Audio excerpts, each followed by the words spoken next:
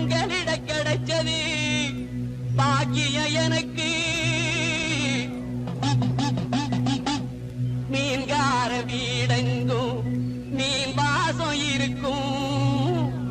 அடி மீனாட்சி நீ வந்தா நீ வாசம் அடிக்கும்.